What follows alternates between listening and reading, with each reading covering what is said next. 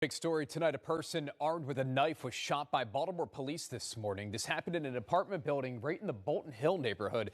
WJZ on your corner in West Baltimore tonight. Caroline Forback joining us live from that scene. And Caroline, you've been following this story for a few hours. What can you tell us here at 5?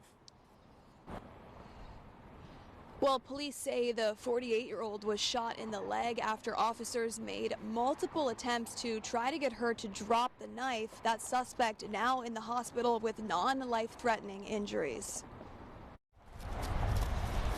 Just after 10:30 Monday morning, Baltimore police say officers responded to this apartment building on Park Avenue for reports of a person armed with a knife trying to harm people. The officer exited the elevator, sees the individual in the hallway with a knife, screaming. The individual retreated into an apartment. Baltimore Police Commissioner Richard Worley says an officer waited in the hallway for backup to arrive.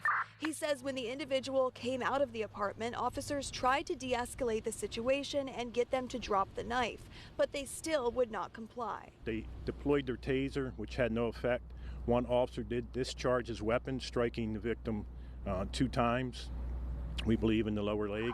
The suspect eventually dropped the knife and was taken into custody. Immediate medical care was provided, and the suspect was taken to a local hospital with non-life-threatening injuries.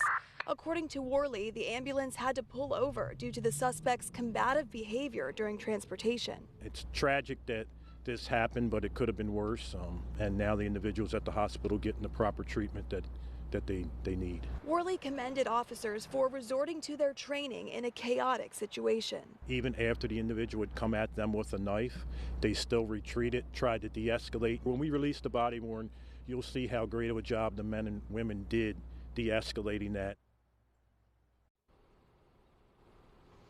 And Worley says Mayor Brandon Scott has reviewed that body-worn camera footage. No one else was injured during this incident. Reporting live here on your corner in Bolton Hill, Caroline Forback for WJZ. Caroline, thank you. Some new